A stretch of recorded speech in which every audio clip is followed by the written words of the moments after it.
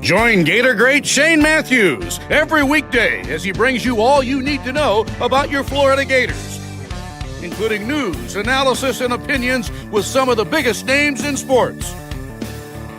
Find us on Spotify, Apple Podcasts, Google Podcasts, or wherever you listen to your favorite podcasts. Or watch us live at 8 a.m. on Facebook, YouTube, and Twitter.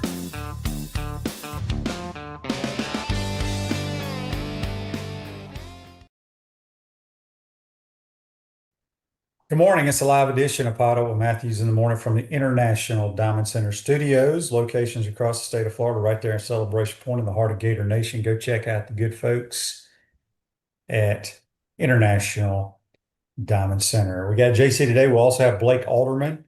Blake will give us the breakdown of who was at Friday Night Lights, who looked good, all that good stuff. I know people like to talk recruiting, so we'll talk about that. JC, you're on the Titan More hotline. Yeah. What's going on? Well, what do you know about recruiting? I know they better get some good players. And if they don't get some good players and they just get names that people think are good, well, then they won't win. But I think, you got to figure that out once they get on campus and once you see them running around and doing things. To me, recruiting is a cottage industry that has helped a lot of young people make a living. And eventually those younger people get older and they start thinking about different things. I think that's what happened to me. As I got older, QB, I started caring less about what 18 and 19-year-olds are thinking and 17-year-olds are thinking. And I think it's great that people do care about it. But I started worrying about other things. And so, it's okay. It's like I said, it's a cottage industry that's part of college athletics. And if it's your thing, go for it. But you really don't know anything. You don't know who's going to pan out, who's not. But it's important you have the names that come in that people think are going to do well. And, Nick Saban created a dynasty with his great recruiting. But now with the way the landscape of college athletics has changed, you really can't say much about how influential it is when the portal is allowing everybody to hop, skip, and jump at a moment's notice. Will that change? Probably in the next 12 months, maybe. But in that, maybe you won't be able to hop, skip, and jump from one school to another school. So we'll see if they figure that out. I doubt they will anytime soon.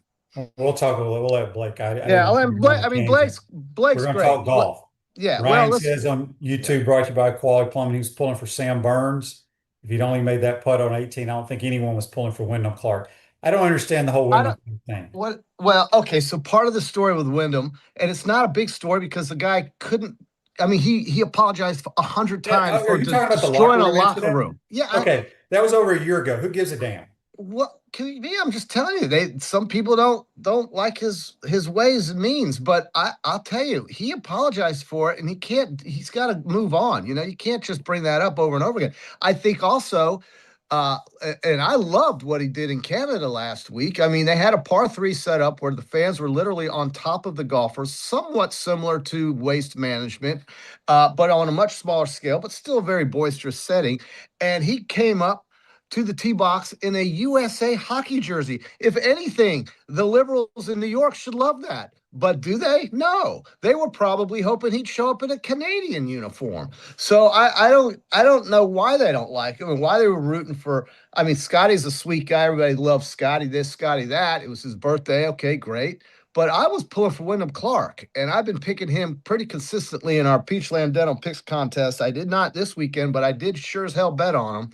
And so I was happy, and I love the way he plays. I mean, he grinds it out. He got a 6-stroke lead so that he could afford to shoot 3 over like he did in the final round. And the putt on 16, and by the way, the shot on 16 the day before with a 3-wood from the fairway of 260 some odd out, sticking it to 5 feet and eagle in the hole. Nobody saw that hardly because one of the best golf shots in the history of the game. Yeah, and nobody got to see it because everybody had to get the train to get out of the Hamptons on time because that was the last boat out. So it's too bad. But, man, listen, I think Shinnecock is a dump, and you shouldn't be playing there in the U.S. Open if you want to have atmosphere. Well, you don't – look, there was, 50 50 people there watching the tournament this weekend. So, I mean, I think there are better venues. Let's just put it to Well, you it's that way. one of the top 5 courses probably in the world. I don't know about that, QB. Top But five. I mean, you were I saying mean, how that's what easy they it was. say. I You were mean, I talking, don't say yeah, it. you were talking about how easy it was on I Friday, didn't say but how easy it was. what? Again, we had somebody on here talking about the fairways. They're like, they're still hitting it out of the fairway at 40, average of 48 yards wide. Here's the problem. If they're It's hard as playing on hell. a normal US Open course and they hit it outside of a 48-yard width fairway, they are probably out of bounds. Yeah, but QB, they don't have 20, 25, 30-mile-an-hour winds normally on a US That's Open fine. But course. JC, I want them to get back because we had the US Open at that one place. They had it one year. Who won it? It was out on the West Coast. It was another one of these uh, like European looking courses. Let's get one where there are oak trees lining the fairway. It's a 15-yard fairway and there's rough because then, I'm all about hitting it a long ways, but accuracy is going to be important as well. And these guys are so strong nowadays, JC, even if they hit it in that wispy rough, they're going to get it out. Well, they played at Oakmont last year. I know you remember that. And that had the things you are describing, and that was just last year. So they Yeah, did do that. right. And But you know, Oakmont also took down, was it Oakmont last year? yeah. But they also took down like 500 trees. I don't understand why these people Well, are cutting down beautiful trees that cause problems on a golf course. But anyway, I thought it was a great golf tournament. it It's was. exactly what you want. It You want was. you want it to be close, and it was close. Andy asked here on Facebook Live, brought to you by Mellon, what's the deal with Wyndham Clark's putter? Is that an exclusive club made for him? Well, all the clubs that the PGA Tour players, they are to their specs. It's exactly what they want. The manufacturers make their clubs how they want them. So, but if JC and I wanted to buy that club, we could. Yeah. In this final tally, we only had 3 players under par. And What did you say? I said, what did I say? One under or even par was going to win it? I can't remember. you did, and I was somewhere in the middle single digits. Um, and he was -4, Burns was 3, Tom Kim was -1, and Scotty couldn't make a putt. And look, I know Shinnecock is a great course. I'm not saying that, but I don't think the venue really did a lot for the atmosphere of what I think a major should be. But listen, it was a test of golf. The USGA succeeded once again. They did. I mean, you can't tell me that with 3 guys under par, it wasn't one of the hardest tests of golf they'll have this year. It is. It makes the British Open look easy, and so I think the course did served its purpose. But try I getting thought out it to was great. I thought it was Southampton, New great. York. Try getting out to Southampton, New York. It's very difficult. So you don't like the venue because of where it's located? Well, I don't think you saw the galleries. You Well, didn't you see the did. You galleries. No, did. yeah. You did. And That didn't a bother lot of me. them, a lot of the players were asking, where did everybody go? Well, they had to catch the public transportation to get back to wherever they came from. So Southampton is a very small little community, the gateway of the Hamptons, where it's very exclusive. But I get it. It's been there, what now, 4 or 5 times? 4 times. It's So going back in 2036. oh, Will okay. we be around to watch this? I hope so. But in his win now, he becomes the 24th person to win the US Open more than once. And that's solidified him as one of the big names on the tour for sure. You can't deny him. He's played very well in the last 2 months. I don't know what, I think it's the putter that's turned his game around, and that's generally a lot of times what happens with these guys. JC, did you have trouble tracking the ball on TV? Yeah, I did. Oh my God. Yeah. They Yeah. need to go. Remember the years when hockey did the whole where the Yeah. puck was lit up? Yeah. I know they do the shot tracer sometimes, but I don't know if it was because of the color I- of the grass, Yeah. but I could not ever see the ball hit the green. Yeah, no, it was tough. And, it's just that way. Some folks were criticizing NBC. I don't know what you can expect. I mean, I don't know what you want. I What mean, are they criticizing them for? I don't know. They were just saying that the coverage wasn't that great. Maybe it's Oh, because they couldn't follow the ball. I thought they did fine. well, the ball I couldn't see, but I love Kisner. I love Faxon. I think Faxon's the best damn golf analyst out there. You like him? Yeah. I like him a lot. So anyway, Well, it was it was a good. tremendous. It was tremendous, and it was everything you would think as far as a test of golf. I think, and yeah, I don't know, if Scotty or when he's going to win his career Grand I Slam. think he'll win it next year at He was Pebble there. Beach. Yeah. Because Pebble is not a hard golf course for these guys. He won at Pebble this year. Let me let this dog. He did?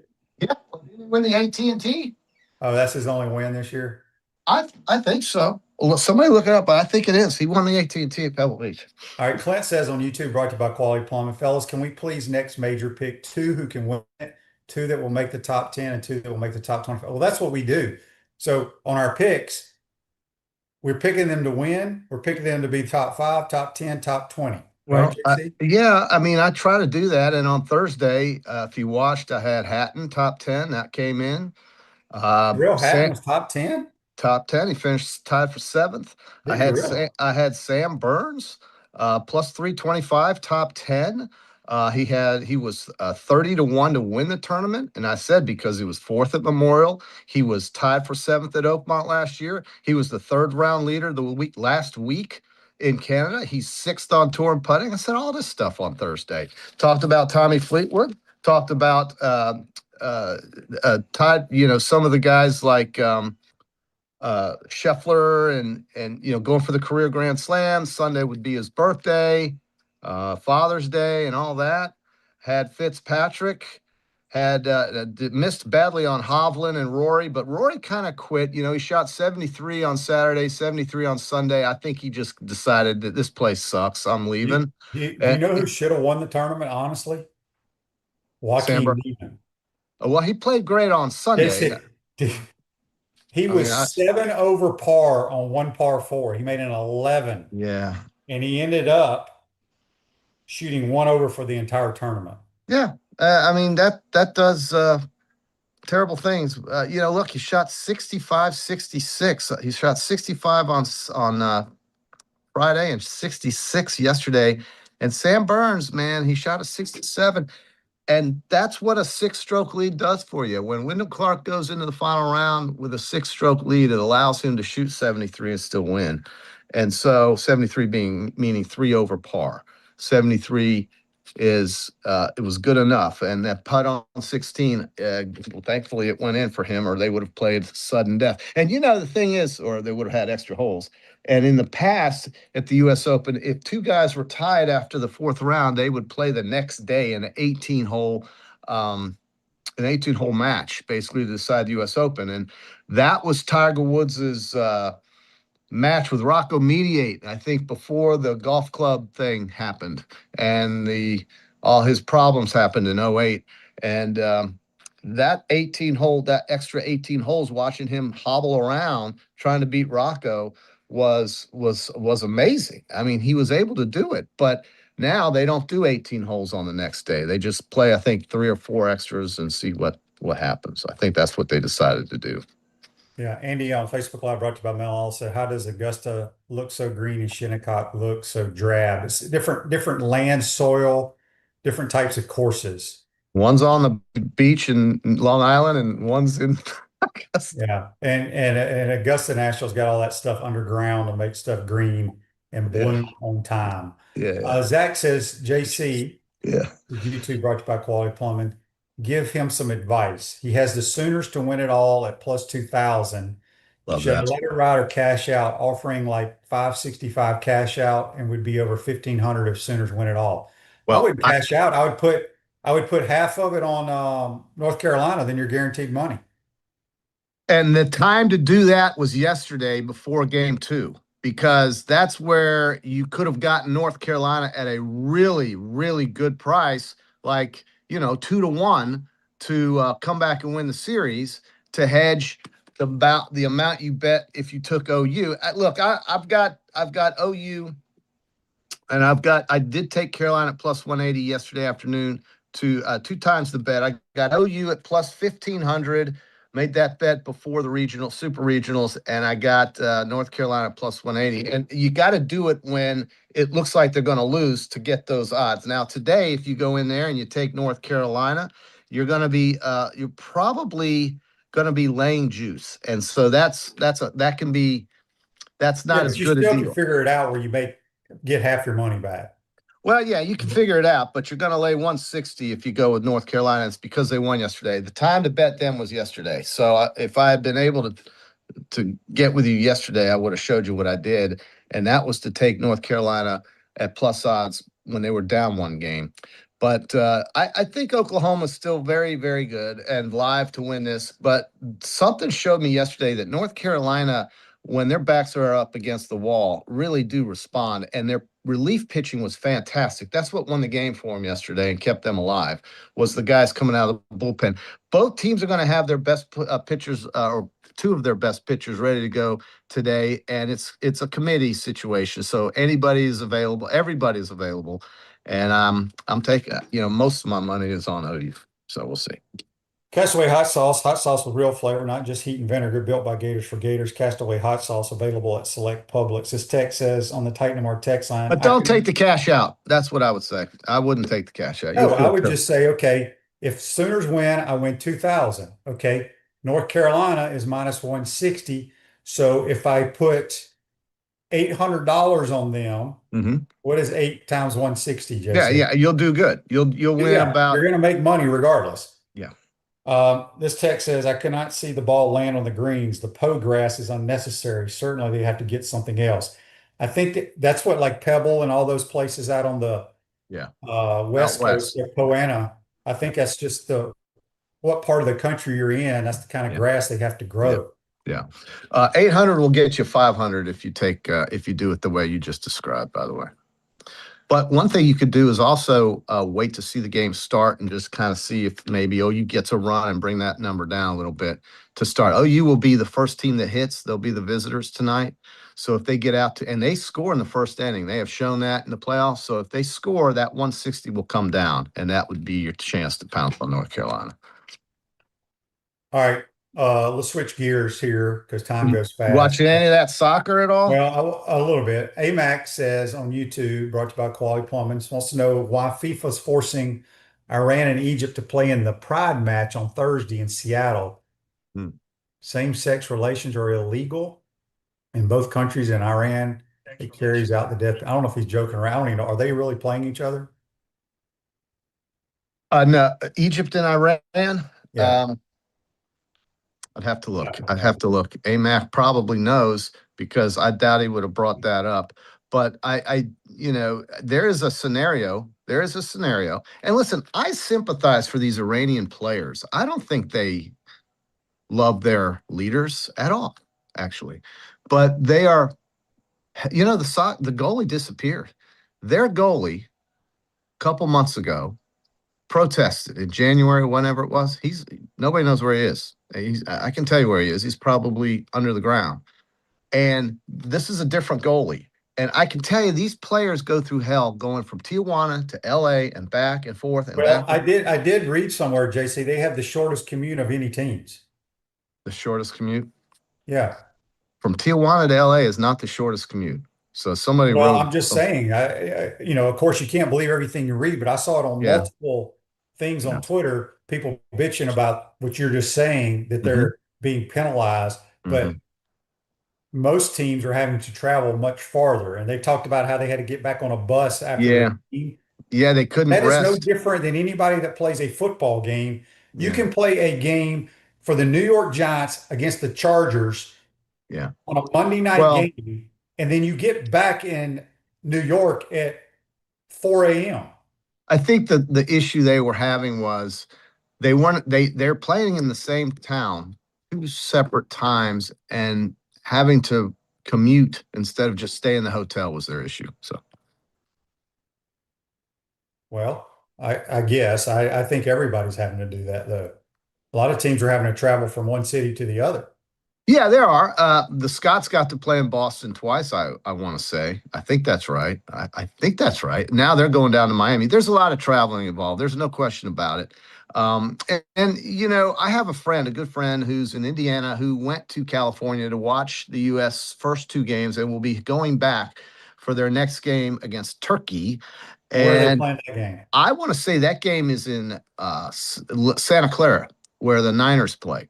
And by winning the group or essentially getting to 6 points, the U.S. is now basically assured of playing on the West Coast. They're not going to have to go across country or do anything crazy like that, just up and down the coast, which is a long way. From LA to Seattle is a long damn way, but they're going Well, they're not busing, JC. no, and they're going to get to stay in the same time zone. And so, yeah, that does help them. And I think that's the case. Yes, Iran does play Egypt. They will play Egypt. They are both in Group G, and they will play Egypt here on Friday the 26th. So that is the case. Egypt had a big win, the first ever win for that country in the World Cup last night when they won. So that's historic for them. And I agree with what Dan says here on And they Facebook. beat I New talked Zealand. about Melon says these matches are not back to back. There's a long time between the Yeah, matches. yeah. No, I mean, it's true. Listen, I just think it's tough to be on a team like that when you hate the people who are killing your friends back home and who, they live in a dictatorship. It's just as simple as that. And it's hard. It's gotta be. And I don't think these players are bad people at all. I think they just play soccer. They executed a wrestler who won an Olympic medal or who was going to win an Olympic medal over there in Iran. They executed him. He was 19. This is a heinous, uh, disgustingly evil regime. And you've got athletes out there competing, having to sing that shitty anthem and wave that flag that they hate.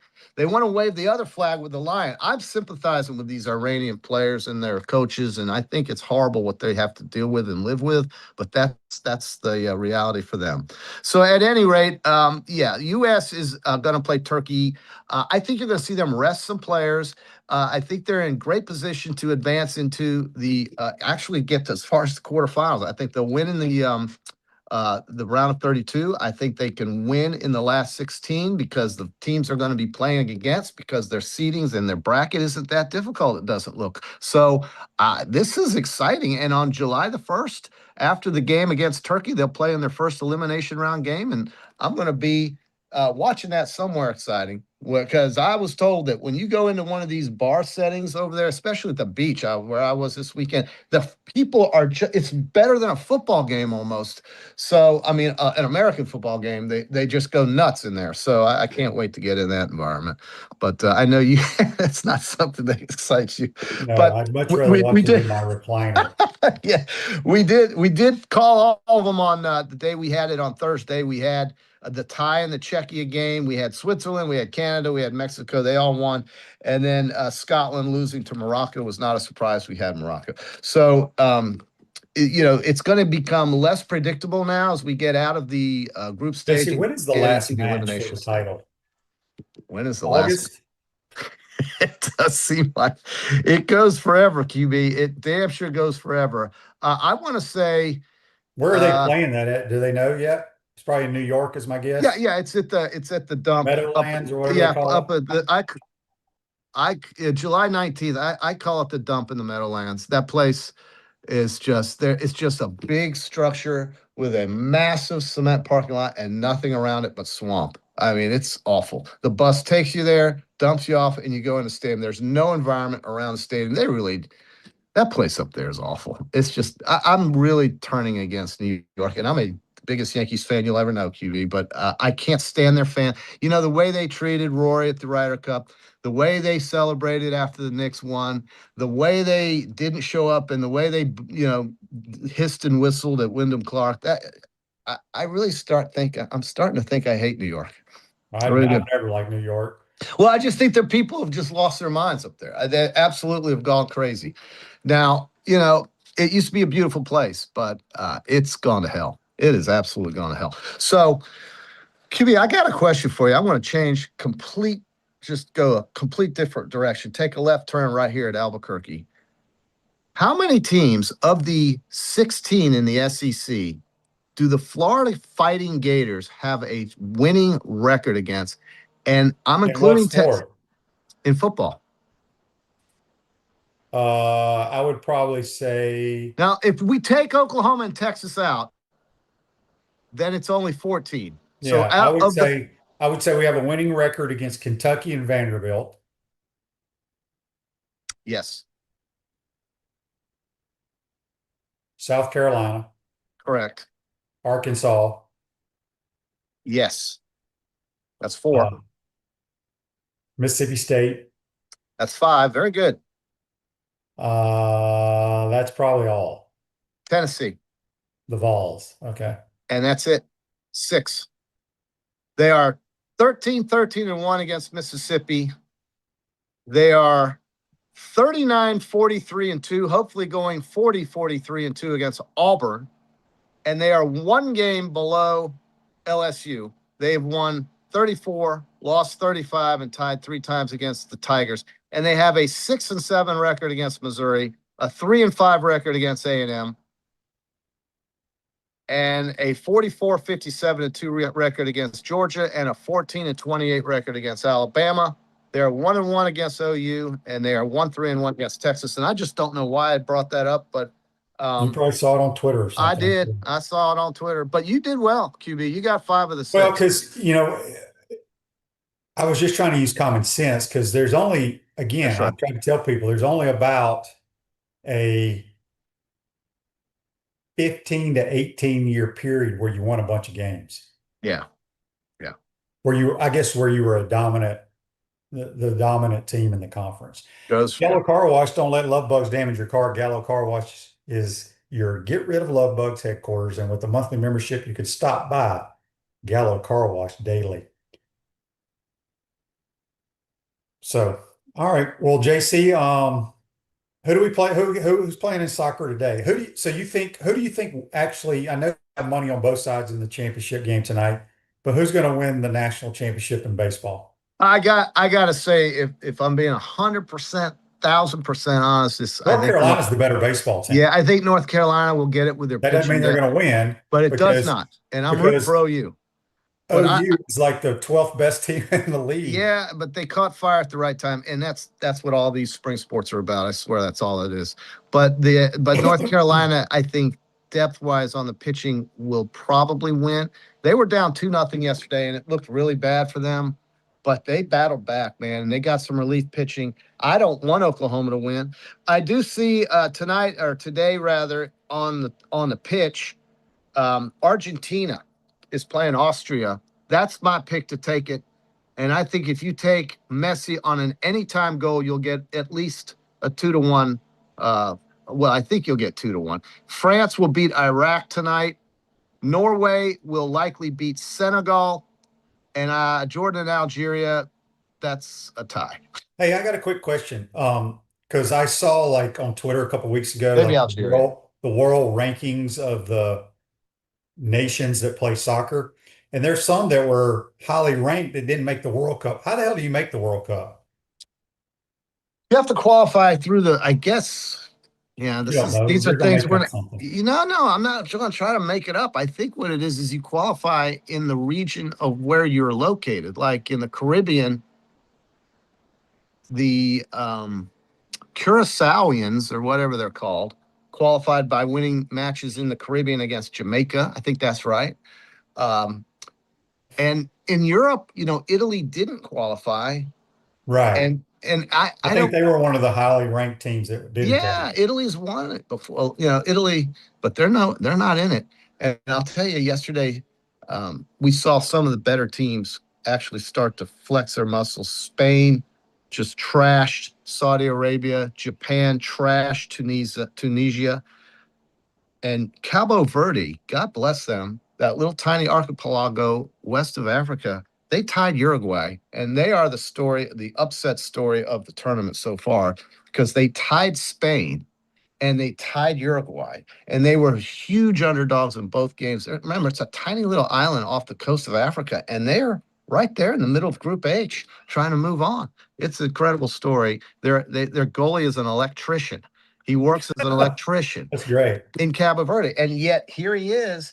and they played 2 games and only allowed 2 goals and only scored 2 goals. And they were in 1 game and they tied the Spanish, I which think you was should order a jersey. Cabo Verde. Yeah. Well, I'm sure it's a great place to visit. But anyway, QB, I'll call you after because we got to talk about this week's schedule. I'm heading to Michigan this week, so I don't know what my time schedule is going to look like for a show. All right, we'll figure it out. That's I'll let JC. you- Join us on the Titan Tomorrow hotline. Gold and silver investors, find out what makes Gator-owned money metals different from other coin companies that often resort to high-pressure sales tactics, not in money metals. For more information, visit moneymetals.com. Give them a call at 1-800-800-1865. I'm going to take a quick time out. We'll be joined by On Three's Blake Alderman. There you go. Recruiting and Friday Night Lights. You're watching and listening to PodUp with Matthews in the morning from the International Diamond Center Studios. We'll be right back. Our premium sponsors are Atlantic Roofing, Campus USA Credit Union, International Diamond Center, J.F. Hayden's Craft Liqueurs, Los Landeros Tequila, Meldon Law, Titan MRI and Imaging, Castaway Sauce, UF Health Orthopedics, Michael Schneider PLLC, Florida Legends Gala and Experience, Money Metals, Sensei Asian Bistro. Our gridiron sponsors are Baker Sports, Florida Cracker Oyster, Gallo Car Wash, Miapa Latin Cafe, Peachland Dental, Quality Plumbing, Ruse Ogre State Farm, Silverback Concrete, 84 Lumber, Big Mills Cheesesteaks, Celebrate Primary Care, Gator Bait Media, Florida Cracker Kitchen, Gator Dominoes, Ironwood Golf Course, McDonald's of Gainesville, Tropical Smoothie Cafe, UF Bookstores, International Gold and Diamond, Advocare, and MGA&A Wealth. Watch and listen to us live on Facebook or YouTube. Listen to podcasts wherever, on Apple, Spotify, or wherever you listen to your favorite podcast. Remember to like, follow, and subscribe so you don't miss an episode. And to advertise, be sure to call my man Freddie at 352-284-3733. When the late, great Charlie Daniels would need a place for jewelry he could trust, he turned to International Gold, Diamond, and Watch Exchange. Hi, I'm Charlie Daniels, and I live in Tennessee, but when I get ready to do something serious about jewelry or a gift for my wife or somebody, I always get in touch with the folks at International Gold and Diamond Exchange here in Gainesville. There's a lot of reasons for that. One reason is they sell nothing but the best. Find out what Charlie was talking about for yourself at International Gold, Diamond, and Watch Exchange at 3440 West University Avenue and online at igdwex.com. What's up, everyone? I'm Mike Pouncey, and this is my twin brother, Marquise Pouncey, and this is Life After Football. Let's go.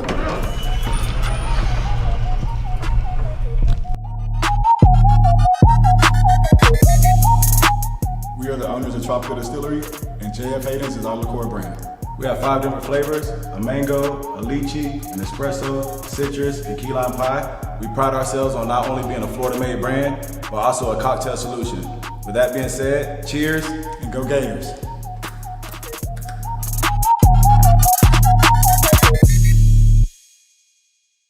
To the Swamp and the Gators, with the best beverage served at Spurrier's Gridiron Grill. 100% agave, Los Landeros tequila, aged in bourbon barrels for a smoother taste. I think you mean Head Beer Coach 1966 lager, a crisp, light, bodied lager for easy drinking. Nope. Los Landeros tequila, smooth enough to drink neat, bold enough to elevate a cocktail. 1966 lager, enjoyed on game days in the fall or whenever you need a winning cold brew.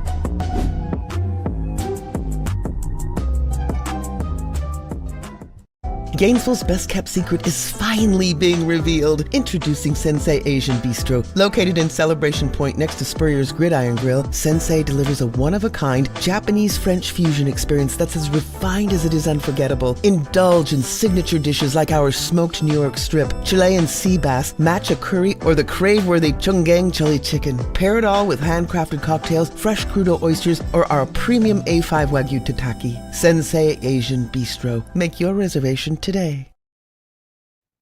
Welcome back to the International Diamond Center Studios. For sprains, strains, or minor fractures, UF Health Orthocare makes it convenient for you 7 days a week, including evenings. Go check out UF Health Orthopedics and Sports Medicine. Back to the Titan Tomorrow hotline. We're now joined by Florida Gators recruiting analyst for Gators Online and On 3 Sports, Blake Alderman. Good morning, Blake. How are you, bud? Good. Thanks for having me on. All right, let's start up. They cranked up Friday Night Lights. I guess, the Gators have had Friday Night Lights. I think Urban started it back in the day. Hadn't been a big deal recently. What was the difference you saw Right. with John Summerall and his staff at this Friday Night Lights? Well, I think the biggest difference is Friday Night Lights. I think this was my 13th or 14th one. I've been to a lot of them where there's, really elite kids there. It's a deep cast of guys. I've been to some years where there's just a handful of guys there that are, elite, realistic target types.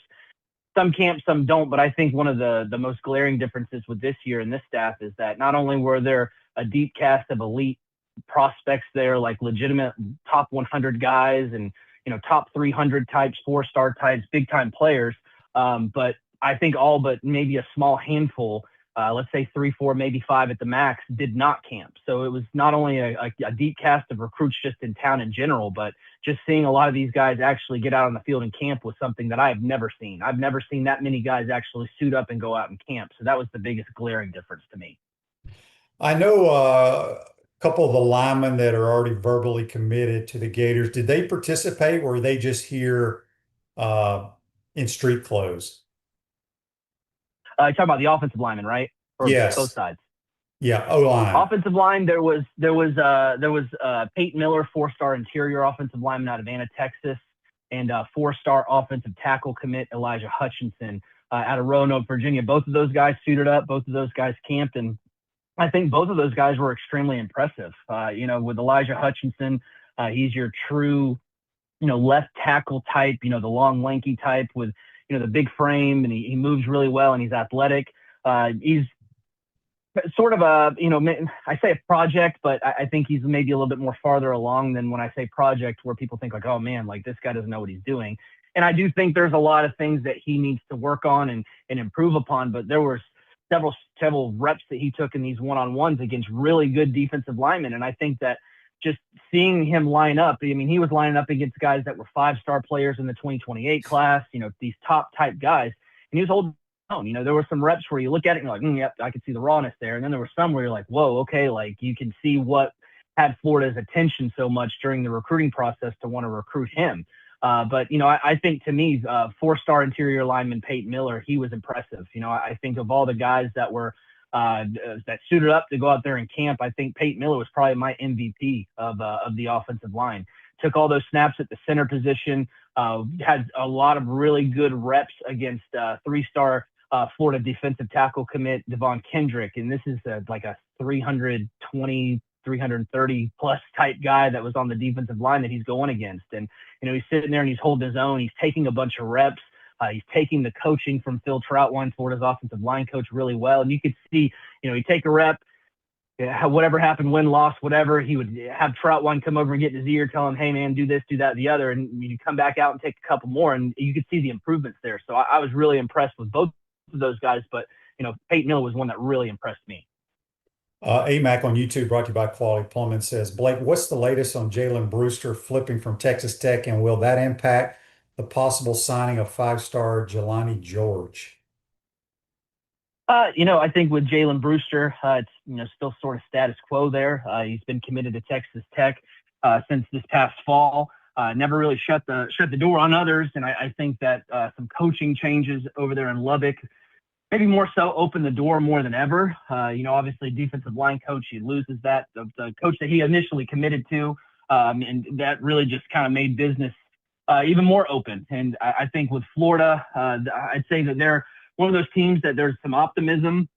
After hosting him 3 times, Florida did get an official visit themselves in June, got him there twice in the spring. And I think that, they just continue to plug along there. LSU, I think, has sort of emerged as another threat there. So, all the while he's committed to Texas Tech, I think that LSU and Florida have sort of emerged as those teams that, if this had somewhere where it turned, I think that those would be, I'd be shocked if it wasn't, if he had a change of heart, that if it was anyone outside of those 2 teams. But he did visit SMU, he visited Indiana, and he also visited in-state Texas Longhorns. So, but I think that LSU and Florida are probably the biggest threats in that recruitment.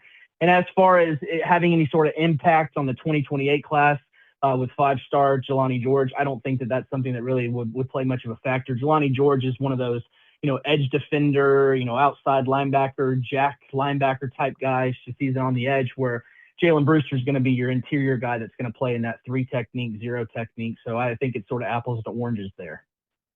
William on the Titan Mar text line wants to know what offensive player stood out to you.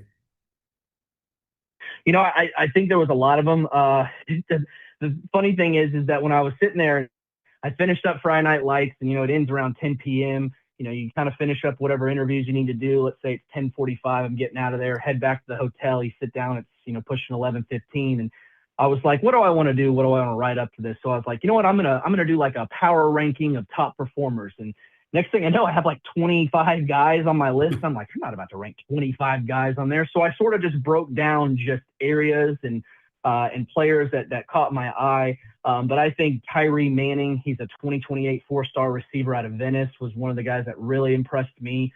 He's sort of one of those, you know, like 6-foot guys that's got a little bit of gadget to him, but, you know, you think you could probably maybe add, you know, another inch in there, let's say going out of his senior year. Maybe he's a 6'2", 6'1" type of guy. He could go inside, outside, but that's one of those guys. It's hard to see guys that once they start to change direction, you know, you see a little bit of, you know, maybe losing some straight line speed, but this is a guy that, you know, he makes turns and he's, you know, dipping and dodging these things. And it seemed like he was almost like a NASCAR guy. Like he's in there, like increasing speed through his turns. But, you know, I think Tremont Collins, Florida's 4-star wide receiver commit in the 27 class. Anthony Jennings, another 4-star wide receiver commit. Those guys both were really impressive, took a lot of reps. I think that's something that I like in camps. I don't like to see guys that's like, oh, I'm going to throw on a shirt, I'm going to throw on some cleats, I'm going to go out and, you know, take a couple reps, then I'm going to go chill and drink some Gatorade and hang out with the coaches. Like these guys took reps after reps after reps. So they were really impressive. I mentioned Peyton Miller and Elijah Hutchinson as guys on the offensive side that really caught my eye. Tight end, it was 2028 4-star Braxton Rain. He's out of Chattanooga, Tennessee. He was really impressive to me as well. I think that was one of those guys that you could see he's sort of that, you know, sort of bigger receiver type of tight end, someone that can go in there and sort of change the passing game. There's a pair of 4-star wide receivers in the 2028 class out of Chaminade Madonna High School down there in Florida in the Hollywood area, Armani Strong and Tremont Isaac. Both of those guys, they're different type of players, whereas your Armani Strong is someone who's maybe sort of that, you know, bigger outside receiver that can play some X receiver, but this is the guy that can run. He will separate. He will take the top off of the defense. Saw him do that a bunch. Whereas Tremont Isaac is one of those guys that's maybe more of a, you know, like a Eric Singleton type that can be the slot guy, can kind of do some of those gadget player types. You can throw him outside if you need to because he's very good. So I think both of those guys were as good as advertised. And, you know, from the quarterback position, I thought that 2028 quarterback Hudson West out of Sarasota, I think he was extremely good. And that was a guy that I maybe didn't know enough about going into the camp because I'm kind of getting out of that, you know, 2027 class, looking into the 2028 class, and that was a guy that really impressed me. And I thought Andrew Whittemore out of Buchholz High School was really good. And I think that his performance earned him an offer, so that usually kind of puts the bow on, yeah, this guy had a good day. So, you know, there was a lot of guys, and I think offensively too, on the offensive line, 4-star 2028 offensive lineman Samuel Bailey out of Alabama was a guy that I think he was extremely impressive too. And I talked about Peyton Miller, Florida's offensive line commit, sort of being my MVP of that camp. I think Samuel Bailey was right behind him because he was another guy that won a lot of reps. He took a lot of reps, and he just looks what you expect a guy that's going to play offensive tackle to look like. Yeah, I think the one thing that you just said that I think that fans should like is how these kids that already committed actually came to Friday Night Lights, put the helmet on, and went out and competed. And I think that comes from the head coach. That's just kind of his philosophy. You're going to be a competitive football player if you want to play at Florida. So that's good to see. Andy's question on Facebook Live brought to you by Mel Law. He says, after seeing Davin Davidson, do you think he'll give Will Griffin a run for his money once he gets on campus? I think so. I think that when you see Davin Davidson, you know, I think it's easy to compare him to like a Felipe Franks type just because, I mean, Davin Davidson is like 6'7.5". I think he's pushing 220 pounds. Like he looks like a guy that you could see him, you're like, man, this guy's got tight end type of frame to him, you know, and I felt like that's kind of what you see with Felipe Franks when he was in high school. And, you know, it's funny that, you know, Felipe's now in the NFL playing tight end, but I don't think Davin is more so has maybe the meat on the bones, the thickness that we saw from Felipe. You know, I think that, you know, Davin Davidson is one of those guys that's still sort of I wouldn't say raw, but there's a lot of things. His better years, I guess, are ahead of him because this is the guy that in his junior year, that was his first year starting for his team. And he takes his team to a state championship. They win that game. The 6'7" frame, like I said, is easy to make him jump out. But, he's got, like, when he wants to zip that ball in there, like, he'll zip it in there. And I think that seeing him during the camp, I think that there was some, when they're doing kind of the individual drills and they're working with the coaches there, and, they're running through the bags, doing the footwork, throwing it in the basket, trying to get some accuracy there. Like, I think that it was sort of a slower start for Davin because he was, having some issues there with inaccuracy. But once they start shifting over to the 7-on-7 portion and they throw into these live receivers that are moving targets, they're going against defensive backs, routes on air, you can start to see him once he's throwing to a moving target, even in one-on-ones. I felt like he heated up a lot. And then you start to see that, he can zip that ball in there. The pass has got a little bit more accurate, but I do think that as he goes into his senior year, just continuing to sort of add some layers onto his throws, being able to make every throw on the field, and I think he can do that, but maybe doing that with a little bit more consistency, I think is what he needs to work on. But I was impressed with just seeing a guy that size in general that, if he's 220 pushing that right now, it's a guy that could easily be 230 at the college level once you get him into a strength and conditioning program. So you've got a guy that's got the height, he's got the weight, he can use that extra weight to add even more zip on his throws. He can clean up some of the accuracy there, which is something that's common going from high school to college. I mean, I think Florida's got a really good player there that has the better years ahead of them. And I like those types of players whenever you're looking at them. You don't want guys that are in high school now and they had all these offers and they're sort of maxed out and you just don't really know what you're going to get at the next level. I think with Davin Davidson, like, that's a guy that is going to continue to improve. And you wanted him to start to hit that stride once he's in college and then continue on as you go through the program and the process in college.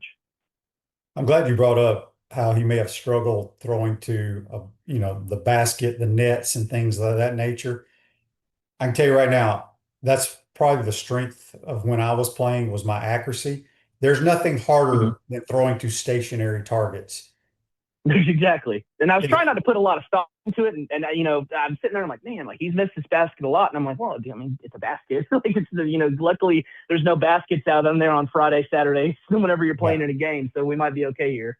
Yeah, that's extremely hard. And, as long as if you're hitting and you're accurate when dudes are moving, that's important. So, Rick says here on the Titan Mark text line, can you ask Blake why it seems like an early shift to focus on 2028? Are we done with 2027? I don't think that they're completely done with 2027, just because obviously there's the fall and you don't know what's going to shake out. Can a guy that is committed somewhere else show some interest? Do you win a bunch of games, or you have a really good product on the field that makes the guy that committed elsewhere circle back to you? But, I would say that with 23 commits in the class right now, obviously there's some guys that are still on the board. Florida offered a kicker this past weekend. It's the only guy that's offered so far, and it seems like that's kind of what they want to do, is to add another kicker. But Shane, the fact that we're talking about kickers right now shows that we're kind of getting through the bulk of just what you want to do and the priority type positions that you want to add. They've got 3-star defensive back in the 2027 class, Kamari Whitfield, out of Orlando First Academy. He's going to commit on July 6th. The guy that Florida really likes at that nickel position. 4-star cornerback, Raheem Floyd, out of East St. Louis there in Illinois, is a guy that's going to commit on July 1st. That's between Florida and Missouri, leaning Florida's way there. So you're starting to get through the bulk of your targets have either committed to you or committed elsewhere, and there's a small handful of these guys that are still uncommitted but have decision dates coming. Then you've got 5-star Easton Royal, the receiver out of New Orleans, who is committed to Texas but keeping the door open to LSU and Florida. That's a flip guy. Jalen Brewster, we talked about earlier, another flip guy. So you're sort of looking at these last handful of guys in the 2027 class who have decision dates coming and kicking the tires on these flip guys. And then again, like I said, I think once you roll into the fall, do you expand the board in the fall? Do you want to add another offensive lineman? Do you look for a second running back? What have you, whatever positions you maybe want to. I think it's always possible to expand your board as guys put out senior film. Maybe there's a late bloomer, late riser that you want to take a flyer on in the season. So I don't know that it's necessarily done with 27, but the bulk of the hay is in the barn. June 15th is the day that rolls around, and it's on the recruiting calendar, is the first day that college coaches can actually pick up the phone and give a call to guys in the 2028 class. So to me, all these 2028 guys, for the most part, they have a boatload of offers. Offers go out earlier and earlier now, but it's always been to where the kid has to call the coach. You have to come talk to him on campus. You can call a parent, a coach, or whatever if you're a college coach, and have them pass the phone over to the 2028 guy, and that's how you can talk to him now. So I always feel like while a lot of these guys have all these offers and all this, that, and the other, once June 15th rolls around, it's so much easier for a coach to pick up the phone and call a guy. So I feel like that's when your recruitment really restarts or resets, or however you want to paint it that way. So now we are seeing the focus push heavier to the 2028 class, because now you can contact these guys. Now you can show someone a priority when you're calling them every day, messaging them, talking to them on Twitter or whatever have you. So I think that's where you're seeing the focus there. But at the same time, the bulk of the work is done in 27. So while you're still sort of kind of putting your finishing touches on 27, see what shakes out with guys maybe circling back to you, you are starting to turn the page heavier to 2028. All right, last thing before we get you out of here. Franklin on YouTube, brought to you by Quality Plumbing, wants to know, are they still paying players to visit? For unofficial visits? I don't know how any of that works, quite honestly. Well, the official visits are paid for by the school. You get guys out there, you can have them, set up in a hotel, you wine and dine them, and, you pay for the travel and all this, that, and the other. But, for unofficial visits, there are kids that, from just hearing whispers and talks and all that, and we've heard schools talk about it on signing day or whatever, that there are schools that are paying a kid, hey man, we'll give you X amount to show up here, or, we'll give you X amount to, cancel this visit and come see us, and we'll, take care of this, that, and the other. And, the collectives being sort of that third party in there can kind of handle all those things. So it's happening around the country, but it's still sort of one of those, taboo types of things, to where it's not really broadcasted out there heavily in recruiting and, talked about and all that, because just, getting these guys on campus and, doing $100 handshakes has always kind of been, the taboo thing about recruiting. But it is something that has been talked about more just since the emergence of NIL. And, agents are involved with a lot of these kids now, even high school and portal guys. So it's happening around the country, but it's still sort of one of those things to where you hear whispers about it. You don't really see anything or know anything about it. But, it is something that I've heard along the way. So I would say, to answer the question, yeah, I think it's happening. But I also think, too, it's kind of hard to really know, who's the most active in doing that, what school is most active in doing that. But, as far as, paid for type visits, the official visits are going to be kind of the gold standard of that, because that's just how they've always been. Blake, let everybody know where they can find your work, and y'all got any specials going on right now?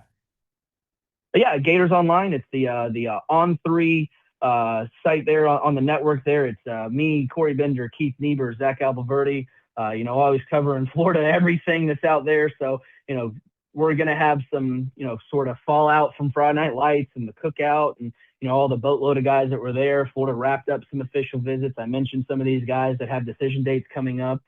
So it's, still pretty busy as we go through. It might be a recruiting dead period right now where guys can't visit, but recruiting never really dies. And unfortunately, I'm always still very busy no matter what's going on. But, we're having a 50% off sale, first year, 50% off.